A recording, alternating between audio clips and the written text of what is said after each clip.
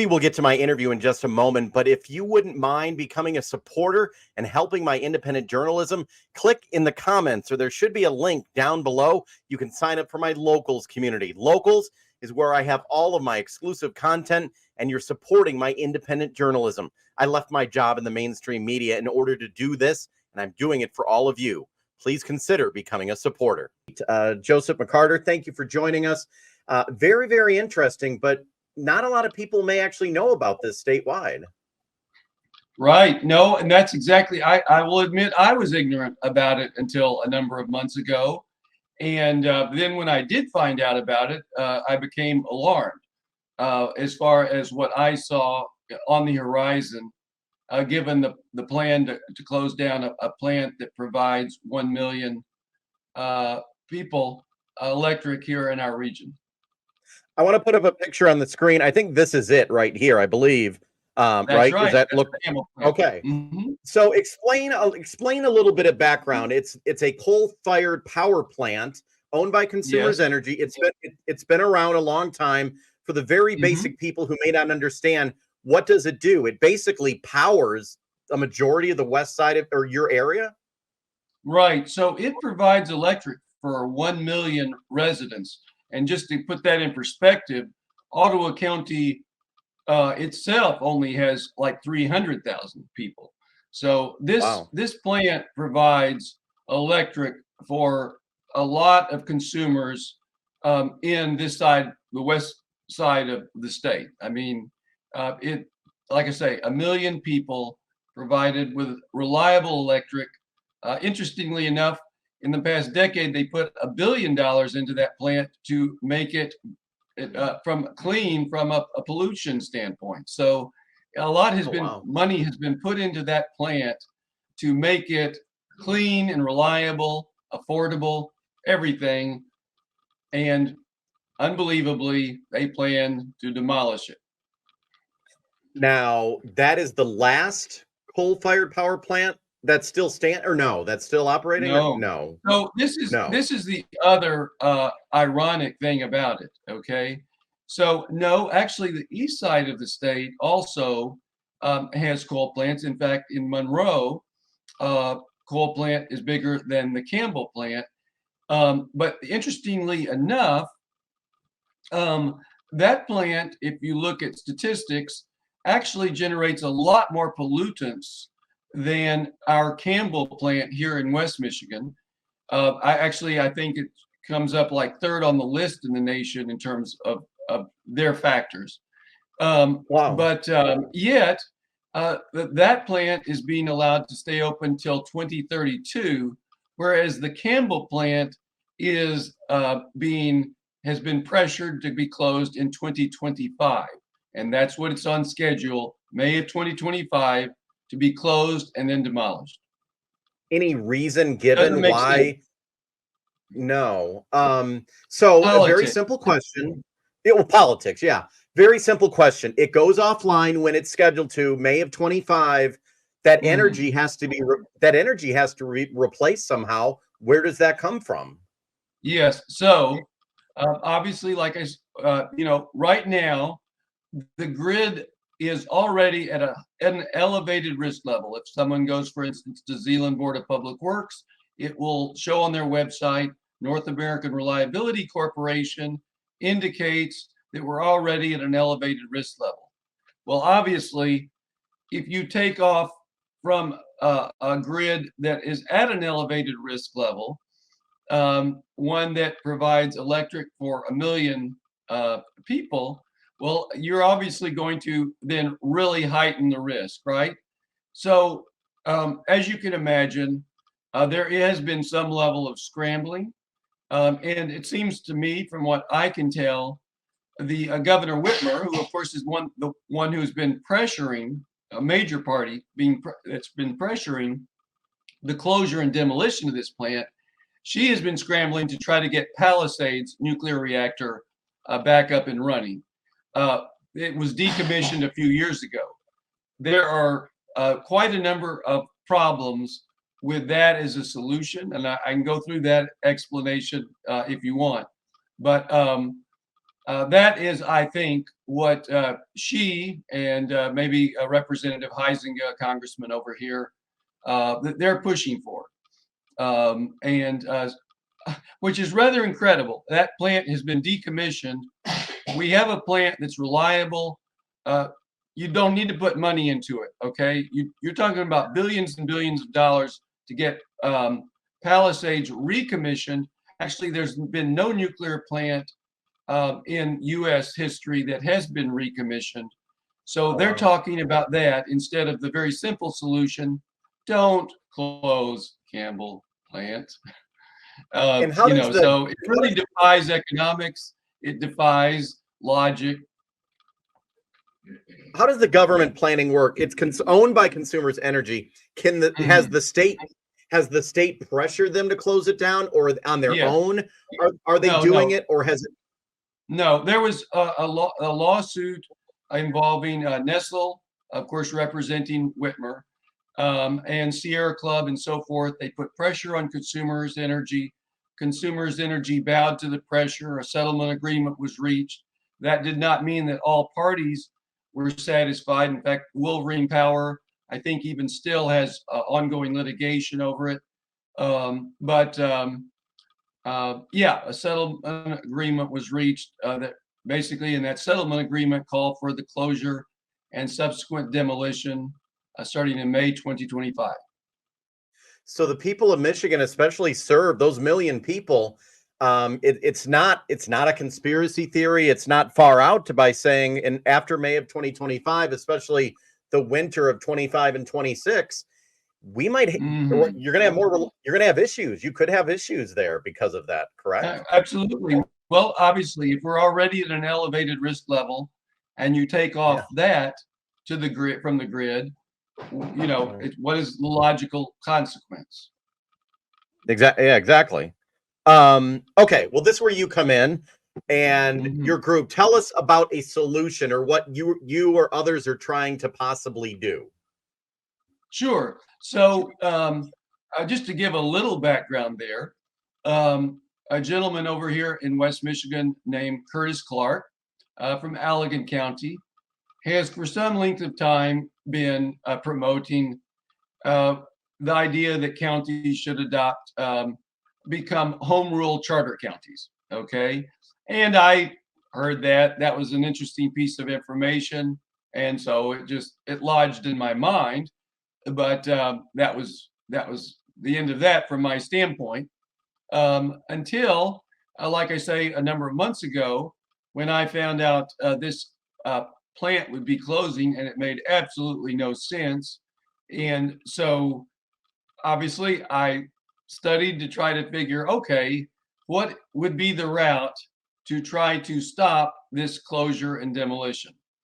And as I studied it, it seemed to me that the main avenue, the most secure avenue for accomplishing it, was by Ottawa County becoming a home rule charter county. By doing so, it gains the authority to municipalize electric, including that plant. And so basically forcing the ownership onto the county. My own view is that should then be transferred, and this is all legally possible, transferred to an electric co-op in the county. And there are all sorts of electric cooperatives in Michigan. In fact, even in Ottawa County, a number of cities have it here. And so to put it in electric member-owned electric cooperative, and to handle it that way, basically then the state would have to the parties would have to come to a legal agreement with the cooperative, because it would be off of consumers' hands. Now, obviously, it would have to be purchased from Consumers Energy, and that would be the plan. And then a new settlement agreement would have to be reached. How's that looking? What's the process of that? How's it evolving as of now? Right. So right now, And well, first of all, I should have mentioned early on, savethecampbell.com is the website. I'll put a link to that. I'll put a link up. Yes, thank you so much. Savethecampbell.com. And we, at the top, there is a place where people can, if they're in Ottawa County, it's only relevant for Ottawa County that can be petition signers. We are working our way to getting 12,000 county petition signers. And once we do that, we can put it on the ballot. And the first step, I should say, the first step to becoming a charter county. So yes, they need to sign, add my name as a petition signer if you're in Ottawa County. Once we get our 12,000 petition signers, we're going to get the petition signed, submitted to the county clerk. And if all goes well, we would get it in by April 30th so it can appear on the August ballot. If we don't, then we will go for the November ballot as the first step. The sooner the better. And in the meantime, we're starting to employ different tools to try to get the closure delayed in other ways. But like I say, the long-term secure way is by municipalization of that plant by a charter county. Wow. What's the feeling of, I don't know, county commissioners or various leaders in the county? What are their takes on this that you've heard? Yes. So basically, I would encourage, of course, you to ask the different parties.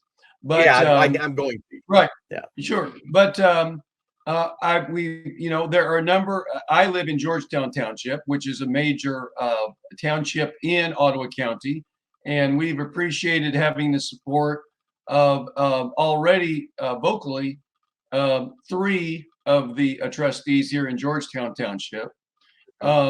I think it would be safe to say that a majority on the Ottawa County Board of Commissioners are not necessarily in favor of the closing of that plant, but I don't think they have not certainly come out and said we'll go with the Save the Campbell plan.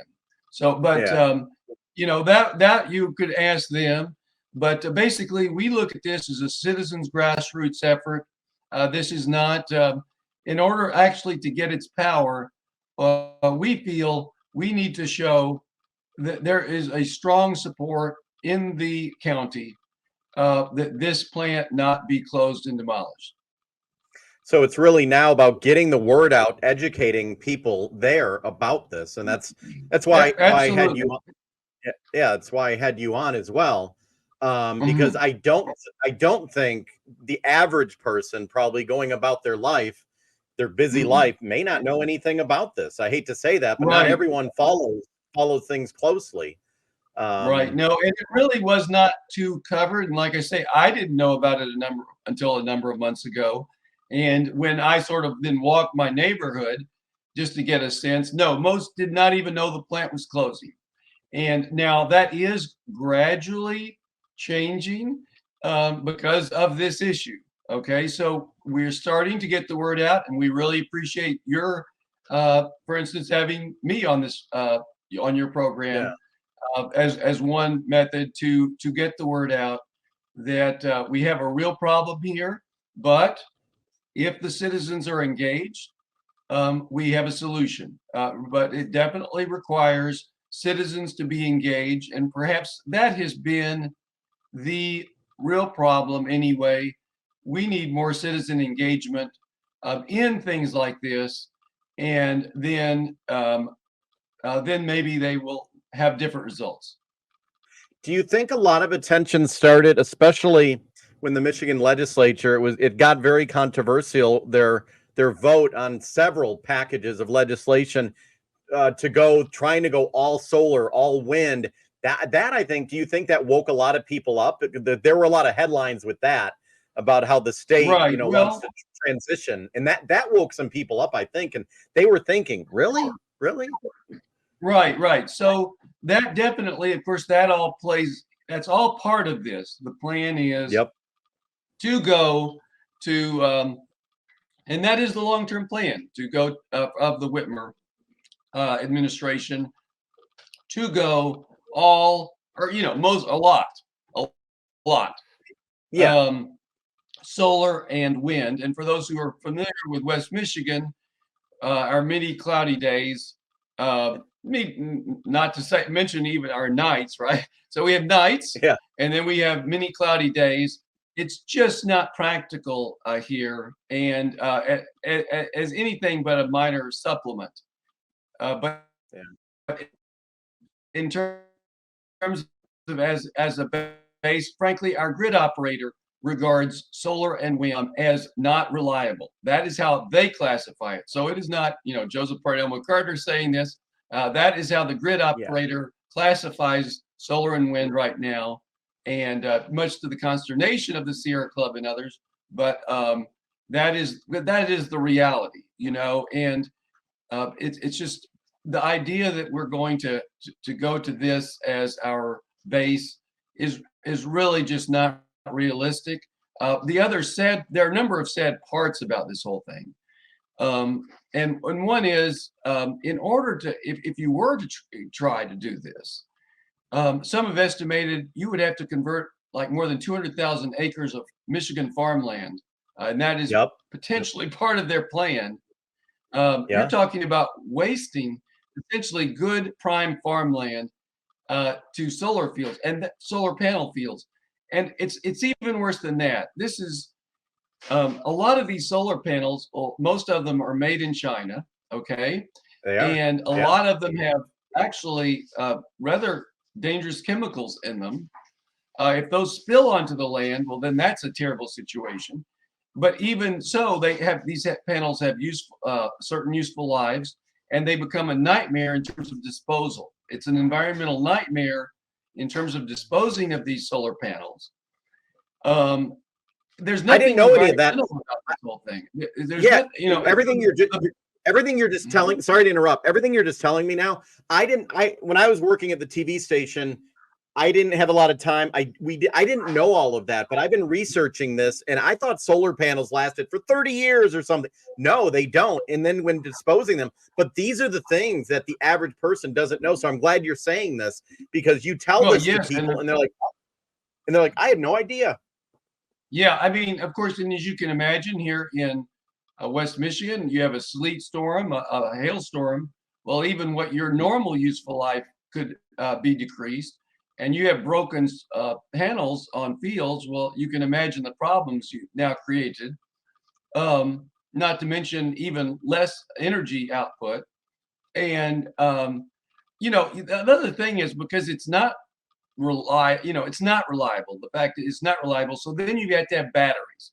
Well, of course, those batteries are probably mostly made in China as well, lithium-ion batteries. And interestingly enough, all of these things are made in China, to the most part, powered by coal plants. They're still building coal plants. So what are you, if you are very concerned about atmospheric carbon dioxide, what have you really accomplished? Exactly. Not much. So what is driving all of this? I am going to put this up on the screen, savethecampbell.com. I'm going to link it to the video as well. And if people have any questions, I'm assuming they can get all their answers right here. Right, that is correct. And we have many articles and continued articles addressing the different issues as they arise. So we've tried to, issues come up, questions people have. And so we try to address those in different posts on the website. Our plan of action is there. And like I say, the practical thing is people can add their name as a petition signer if you're an Ottawa County resident. Gotcha. Okay. Well, I appreciate you taking the time to talk.